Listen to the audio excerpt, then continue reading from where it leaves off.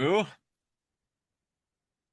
good morning and happy Friday. My name is Seth, your Metro Detroit real estate expert, and with me always, I never know what side of the screen to point on because it's always mirrored at some point. Your mortgage expert, Steve Frost. How are you today? Fabulous. Terrific. Thank you. I got a couple of things to touch on today. I have data that came in this week that backed up my claim that I made last week. So cool. So let me say this point real quick. Home sales fell to a record low or what? Home sales fell to a record. Yeah, home sales fell to a record low in May of 2024, third to October of 23, which was when rates had their highest hike in I think like 26 years, or it was a 23-year high. And May 2020, which was when we were in the peak lockdown state. And that's over the past, I think, decades. So we're last month was a really, really low month for home sales. And on top of that, nearly 1 in 5 of homes that were on the market took a price reduction, like we were talking about last week. So almost 19%, which I think I said 10, I think I said like 10 to 12%. 19% of homes took a cut last month, which is insane in the month of May. Yeah, Not last month was a heavy close. We had a big closing month last month, but it was slow on contracts in, which was interesting.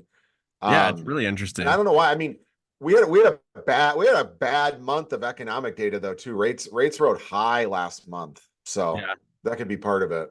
For sure. I got good news though. If you're a homeowner, don't worry. Home prices are up is it 5.2? I can't read my handwriting. 5.1 year over year. So this time last year, your house now is worth 5.1% more than it was last year. So clap to the hands if you're a homeowner. And now I'm looking at my phone this morning and interest rates are below 7%. What do you guys say about that, Steve? Yeah, rates got better this week. So we had a big, at the end of last week, we got the employment report, which absolutely bone crushed expectations. So, I mean, we lost a lot of ground on rates. And a big reason for that, and the reason that employment matters. So just to give you some background on what the Fed is looking for with rates and really what the markets are looking for, because now, and I tell people this all the time, like when you hear the Fed lowers rates, that's just great marketing, right? Like you're going to tell everybody in America interest rates went down.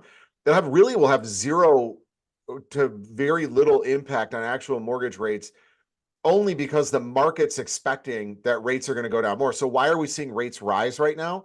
Well, because economic data is indicating that the Fed is not going to lower rates as much as the markets thought they would. So rates are going up. So the markets they price in what they think the Fed is going to do based on economic data. And so the big fight that the Fed has, it's a dual mandate business when you're in the Federal Reserve business. And so their thing is to have, keep full employment or like a low unemployment rate, but also keep the prices of goods from rising more than 2% per year. And so the reason that these things are so intertwined is that if you have an employment market or a labor market that's very tight, and you have what we call one of the things we look at is called a quits ratio. Like, I am going to quit my job unless you pay me more. The main reason people quit, and if you think about it psychologically, the only reason people quit their jobs because they're not getting paid enough. They don't feel they're being paid enough for what they're doing. So I don't like my job, but I make $80 an hour. I'm not going to quit my job. But if I don't like my job that much, I'm being paid $18 an hour, but somebody else will pay me $22 an hour to do the same job. I'm going to quit and I'm going to go here and I'm going to make more money. So that's one of the big things that the Federal Reserve and that these markets look for, is saying like, okay, rather than changing spending habits during a high inflationary time. So rather, we continue to spend the same amount on goods regardless of what they cost. So we go into debt, we use savings or whatever, or in the labor market that we have, which is very tight, we go get a new job and simply make more money. So we're not changing any of our habits and we're continuing to support this growth of inflation. And so while we've seen the growth rate of inflation come way down, the problem is the Fed really wants 2% and we're like 3%. And I've said this the whole time. The hardest part about inflation is not going from 12% to 3%. It's from going 3% to 2%. That last 1% is going to be the hardest part. And how do we get there? If you look at all the inflation data, we're doing really well. The only thing that's keeping the inflation data high is rents or housing costs. So, and that's a lagging indicator. It takes a much longer time to catch up because they use a 2-year average and this whole thing. But the other part of it is that, to bring that other little chunk down, is we have to get people to quitting their jobs to get more money. And so last week when we saw the employment come out, employment report, we're creating 300,000 jobs and we're hoping for like 180,000. We're like, oh my God, like that's bad news.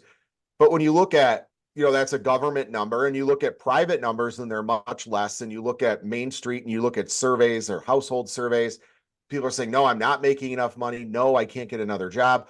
Well, the Fed had their meeting this week and the Fed came out and basically said, we kind of don't trust that report. Like, that report's goofy.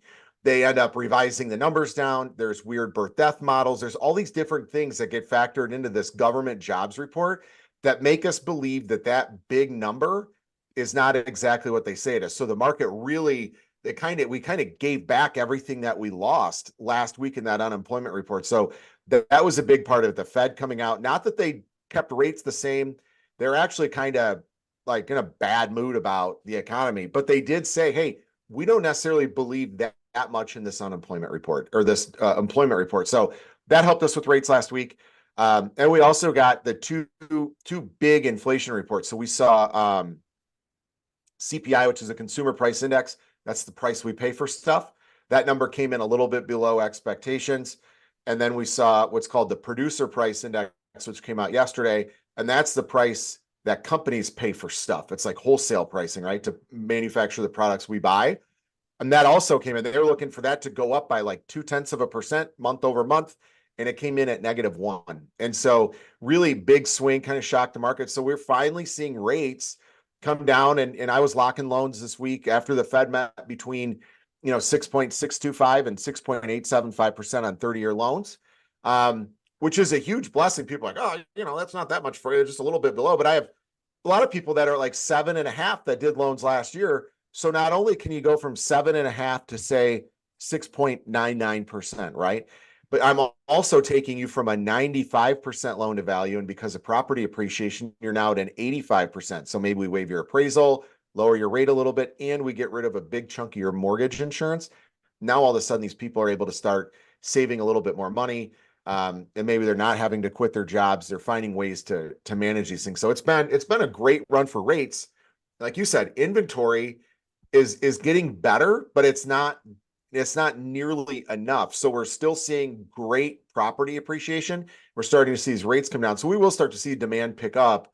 It's just we're coming off kind of a real ugly run in rates. Yeah, absolutely. Sorry. What else you got, Steve? Went off Anything? the rails there. That was it. I just went off the rails. I blew up. I didn't mean to. No, it was beautiful. It's absolutely elegant. I don't have anything else to touch on today. So other than that, everyone have a fantastic weekend out there, and we'll be back next week. Thanks, Steve. All right. Thanks, man. See ya.